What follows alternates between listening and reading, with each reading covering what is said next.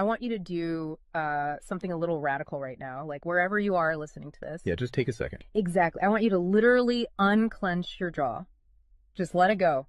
Drop your shoulders. Most of us don't even realize we're tensing up, you know? Right. And look, I don't care if you just finished, a grueling 12-hour shift on the hospital ward, or if you just stepped off a loud, dusty job site. Or even if you're just mentally exhausted from staring at screens all day long. Leave it at the door. It's over.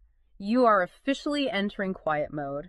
So just take a deep breath. That's the baseline we need for this. It really is. And now I want you to look at the phone sitting next to you, or maybe the smartwatch on your wrist. Every single time that screen lights up, every time it buzzes, it steals exactly 23 minutes of your life. Welcome to the deep dive. It really is a staggering number to confront when you put it like that. 23 minutes Yeah. from one buzz. Yeah, because we tend to measure interruptions in like the seconds it takes to glance at a screen, right? Whoa! We completely ignore the massive cognitive debt we incur the moment we look away from our deep work. And that cognitive debt, that is exactly the central target of our mission today. Okay, let's unpack this. We are exploring The Sovereign Architect's Guide by Chillstar 08. Specifically, episode 6, which is titled Deep Work Dynamo, How to Finish Your Week in 4 Hours. Right. And if you remember in our last deep dive, we talked about installing drawing those boundaries and reclaiming your personal space. But clearing the space is just step 1. It actually reveals a much deeper, much more intimidating problem. Yeah, the void. What are we actually supposed to be building in that silence we just fought for? Because if we don't have a blueprint, the noise of the world is just going to rush right back in to fill it. Oh, for sure. We have this natural horror of a vacuum. The second our schedule opens up even slightly, our instinct is to pack it with activity. We just have to be doing something constantly. Exactly. We are culturally conditioned to equate motion with progress. Yeah. But Chillstar 08 introduces a really brilliant distinction here. She talks about the trap of idling. I love this concept so much. Think about a car engine, right? Mm-hmm. The engine is running, the pistons are firing, it's burning through all this expensive fuel, making a ton of noise and vibration. But the car is in park. Yes, it isn't going anywhere, and that is what most of our daily quote-unquote busyness looks like. We feel incredibly productive because we are in constant motion. Right. You check a text message while you're sitting at a stoplight. Or you answer a quick email while walking from your car to the front door. You stare at a spreadsheet on your laptop while, your family dinner is sitting right in front of you, literally getting cold. And that right there is the illusion of productivity. You end your day feeling physically and mentally depleted because you were constantly doing something. So you didn't actually do anything that matters. Exactly. If you step back and evaluate your legacy, the deep, meaningful work, the art, the business strategy, the relationships. Right, the relationships that actually move your life forward. None of it progressed. You spent 8 hours idling. You were everywhere, which means you were truly nowhere. Man, that hits hard. And this brings us back to that terrifying 23-minute statistic from the research she cites. I don't want to just gloss over this. No, we definitely shouldn't. Because understanding the mechanism behind it is crucial. Why does a 5-second distraction cost us almost half an hour? It basically comes down to how our prefrontal cortex manages working memory. Your brain is not a computer processor that can just run multiple applications in parallel. Right. We can't actually multitask. Exactly. When you are doing deep work, say writing a complex proposal, your brain loads this massive fragile web of context into your working memory. Like holding all the pieces of a puzzle in your hands at once. Yes. You are holding multiple variables, ideas, tones all at once. So when your phone buzzes and you glance at a text from your partner asking about groceries, your brain is forced to execute a context switch. So it has to dump all the proposal data just to load the grocery data. It literally flushes the working memory buffer, yeah. It has to process the new rules and the emotions associated with that text message. Wow. And then when you turn back to the proposal, you cannot just pick up where you left off. Your brain has to laboriously rebuild that entire web of context from scratch. Oh, I hate that feeling. Were you just staring at the screen like, what was I even saying? Right. It has to retrieve the thread of your argument. Remember the tone you were using, recall the variables. That rebuilding process takes an average of 23 minutes of cognitive effort. And it burns a ton of energy doing that, right? Massive amounts of glucose. That explains so much. I mean, that is why people hit 5 p.m. and feel physically exhausted, almost sick to their stomachs. Even if they've just been sitting in a really nice ergonomic chair all day. Exactly. They haven't been doing deep work. They've been doing cognitive gymnastics, just constantly flushing and reloading their working memory. They are burning fuel just to stay in park. So, okay, let me bring in what I like to call the transformer concept here. Because our focus is like an electrical grid. If you have, 50 browser tabs open, you are leaking energy as raw, unusable heat rather than concentrated light. That's a great way to look at it. So if we are all acting like our focus is this cheap renewable resource, how do we stop being what Chillstar 08 calls a subject to the pings of the world? I mean, how do we actually become the architect of our attention? Well, what's fascinating here is how she frames the philosophical shift we need. She says utility does not equal value. Oh, say that again. Utility does not equal value. Right. In the modern workforce, we have been completely conditioned to believe that being constantly available makes us valuable. Like if you answer a Slack message in 3 seconds, you're the hero. Exactly. You are praised as a good worker. Or if you jump on a Zoom call with like 5 minutes notice, you're a team player. But that is just utility. I mean, being highly available makes you a commodity. You're like a human router just passing information back and forth. And routers are easily replaced. True sovereignty, true value comes from being impactful. You simply cannot make a deep, lasting impact if your attention is constantly fractured by the agendas of other people. Yeah, when you operate like that human router, you are spending your finite, precious Mondays executing someone else's script. You're a subject to the pings of the world. Okay, so we know the biology of why this destroys our focus, and we understand the philosophical trap of, trying to be too available, but how do we actually fix the mechanics of our workday? We have to build the deep work dynamo. Right. So think of your attention like water pressure. If you poke 50 tiny holes in a garden hose, open browser tabs, email notifications, group chats. The water just trickles at the end. Exactly. You cannot wash a car with a trickle. You're just making the driveway wet. That's true. So the Dynamo Audit she lays out, it's about putting a high pressure nozzle on that hose.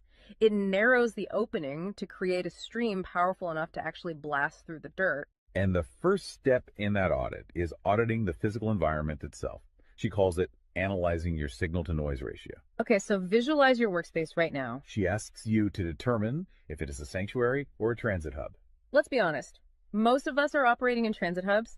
A transit hub is a place of constant arrival and departure. People walking by, announcements over the loudspeaker, just a blur of motion. Yeah, and you can't build a legacy in a train station. But we need to push past the basic phones are distracting advice, right? Because our listeners already know that. Oh, absolutely. Chillstar 08's rule is much more brutal than that. She says if the phone is even sitting on your desk, even face down, it is acting as a parasite on your cognitive grid. A parasite? Just by being in the room. The research supports this entirely, by the way. The mere presence of a smartphone in your visual field, even if it is completely powered off, measurably reduces your cognitive capacity. Because your brain is having to actively expend energy to ignore it, right? Exactly. It is running a background process that just keeps saying, don't check the phone, don't check the phone. That is energy being actively stolen from your primary task. So sovereignty literally begins the moment you physically remove the device from the room, put it in a drawer down the hall. Close the door. Make the physical environment quiet. But okay, let's say you've done that. That doesn't stop your own brain from creating internal noise, right? Like trying to juggle 5 projects at once. How do we fix the internal wiring? That brings us to the second pillar of the audit, which is the batch wiring rule. This directly addresses the danger of switching fatigue, which we touched on with that 23-minute penalty. Right, the cognitive glucose burn. Yeah. When we attempt to multitask, like writing a creative brief, then pausing to check inventory levels, then answering 3 customer service emails. And then trying to go back to the brief. Right. We are grinding our mental gears to dust. We are switching between entirely different cognitive states. Because creative writing uses a completely different part of the brain than calculating inventory, obviously. They require entirely different operating frequencies. So the batch wiring rule dictates that you must group similar tasks together based on their cognitive load. Okay. And you do not switch the current until that specific type of work is completely done. You do all your deep analytical thinking in one high voltage burst. And then you save all your reactive administrative stuff for a separate lower voltage block later in the day. Precisely. It's all about staying in one gear. Like if you are driving up a really steep hill, you don't constantly shift between first gear and fifth gear. You lock into the gear that provides the right torque and you just ride it out. That's a perfect analogy. But okay, here's where it gets really interesting. This leads to the third pillar of the audit, and this is where I actually need to seriously push back on the source material a bit. She calls this the zero access window. Ah, yes. This is usually where the resistance starts for people. Because it sounds impossible for a normal person. She says you cannot just plan to be focused, right? You have to legally schedule it. You have to lock in one sovereign hour. Yeah, 1 hour where you are legally dead to the outside world. No boss, no family, no, hey, do you have a second for a quick question? Just you and the blueprint. It's extreme, yes. But let's do a reality check here. I mean, I see how that works for a solo digital entrepreneur or a freelance writer, but what about someone whose literal job description is to be available? Right, like an IT support specialist. Or a floor manager, or a nurse on a ward, or even, a parent at home with a toddler. How do they justify just vanishing? It feels like this advice only applies to a very specific, privileged type of worker. That is the most common and, frankly, the most valid hurdle to this entire system. But we really have to look at how the principle scales, and we have to look at the internal psychology of the worker. Okay, walk me through that. First, let's address the context of Chillstar '08's own life. She is not some solitary monk living on a mountain. She is a wife, a mother, and a grandmother. Oh, wow. Okay. Yeah, and she runs a luxury travel agency and a digital marketing business. Her entire professional and personal life is built around communication and client management. She probably receives hundreds of legitimate demands on her attention every single day. So she is really in the thick of it. She isn't just speaking from some ivory tower. Far from it. She implements the zero access window because of those demands, not in spite of them. Now, for the IT manager or the nurse, obviously, you cannot vanish while on active duty if your role is acute response. Right. You can't ignore a burning server or a patient monitor. Exactly. But the principle applies to the deep work surrounding the active duty. The scheduling, the charting, the strategic planning. Even in highly reactive jobs, there is legacy work that gets pushed to the margins. That makes sense. And the challenge isn't just logistical, it is deeply psychological. It's the internal guilt, isn't it? Yes, exactly. People feel like bad employees or bad parents or bad partners when they set a hard boundary. Yeah. We tie our entire self-worth to our responsiveness. We think, if I am not instantly available, I am failing them. Man, that is so true. We feel guilty for taking an hour to ourselves. But setting a zero access window is not about neglecting your family or your team. It is about condensing your high level work into massive, high impact bursts of energy so that you can actually be present later. Wow. Okay. Consider the alternative. If you don't carve out that absolute focus, you end up giving your family or your team partial fractured attention for 12 hours straight. Exactly. You are physically at the dinner table, but mentally you are drafting an email. Or you are sitting on the floor playing with your kid, but you're checking a Slack notification over their shoulder. You are trading constant low quality availability for scheduled high quality presence. It is entirely about communicating boundaries to protect the quality of the time you do give people. You tell your team, look, I am going offline for 60 minutes to finish this crucial report. If the servers literally catch fire, call this specific emergency number. Otherwise, I will address all questions at 11:00 a.m. Right. You aren't vanishing to hide. You are vanishing to get the work done efficiently so you can actually live your life. Which brings us to the ultimate why behind this entire system. Because once you fight through that guilt, once you build this 4-hour fortress, you have to know what it is all for. It's not just about becoming a hyper-efficient robot. No, because if you use these tools just to do more of your boss's busy work or to take on 3 more stressful projects, you have entirely missed the point. You are just speeding up the treadmill. If we connect this to the bigger picture, the destination we are driving toward is a concept she calls passive magnetism. Okay, break down passive magnetism for us, because it sounds a bit abstract. Think of it as the gravity your work generates when it is undeniably good. Most people operate with active desperation. They're loudly networking, constantly posting, aggressively chasing clients or promotions. Just relying on sheer volume to get noticed. Right. Passive magnetism is the exact opposite. It is the ability to attract results, clients, wealth, legacy, or respect through the undeniable quality of your deep work. Because you actually took the time to build something substantial rather than just talking about building it. Yes. When you engage the deep work dynamo, you produce work so concentrated and so valuable that it acts as a magnet. You don't have to chase the market comes to you. And the ultimate prize of achieving that passive magnetism isn't just more work. The prize is time. Time is the ultimate currency. The dream of the sovereign architect is to finish an entire week's worth of business output in just 4 hours. You do this high voltage work often while the rest of the world is literally still hitting the snooze button. You free up the remaining hours so you can go be a traveler, so you can be a creator. So you can be a fully engaged grandparent like Chillstar 08. Exactly. She frames it beautifully in the source text. She says, we wire for silent so we can live in volume. Oh, I love that. We embrace the discipline of the quiet fortress so that our actual lives can be loud, vibrant, and fully experienced. We are finally taking control of the dial. But, making that shift from a frantic, reactive employee to a calm, sovereign creator requires a massive shift in identity. You have to tune your mind before you sit down to do the work. It is really difficult to just sit down at a desk and instantly command your brain to perform deep work, right? Especially if you've spent the last hour navigating traffic and listening to the news. You need a transition ritual to cross that threshold. And Chillstar 08 provides something for this transition called the Chillstar's Creed. It is designed to be a grounding frequency. It really centers you. Yeah, so I want you, the listener, to use this. I want you to imagine a slow, steady heartbeat in the background. Just a deep, resonant 528 hertz frequency. Just let the frequency of these words settle into your mind before you initiate your deep work. Ready? Take it in. I am grounded in peace. I am reaching for my stars.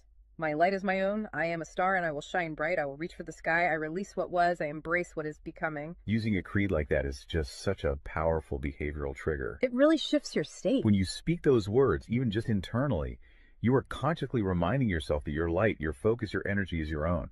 It does not belong to your inbox. This does not belong to the algorithm. Right. You are releasing the frantic energy of the morning and embracing the sovereign focus of the architect. So we always want to translate this high-level theory into ground-level reality for you. We don't want you to just listen to this and go right back to idling. Definitely not. Here's your 1% install. This is your micro-win to take action on this deep dive immediately. Tomorrow morning, before the world starts demanding your attention, before you check a single news site or open your email, I want you to set a timer for exactly 60 minutes. Put your phone in another room entirely. Yes, physical distance. Do not open any extra browser tabs. Pick one legacy task, just one, and flip the switch on your very first sovereign hour. And be prepared for it to feel incredibly uncomfortable at first. Your brain will crave the dopamine hit of a notification. Oh, you will feel an almost physical itch to check your messages. But if you can sit in that silence, if you can endure that initial friction, you will watch the dynamo start to spin. You will enter that flow state, and the old blueprints of hustling and grinding will be completely burned away. And look, if you want the actual templates to automate this piece, the specific tools and step-by-step guides to build the system out completely and protect your location-independent freedom, you can join the Sovereign Fortress on the Chillstar 08 school community. All the blueprints are there waiting for you. They really are. As we wrap up this deep dive, I want to leave you with one final thought to explore on your own.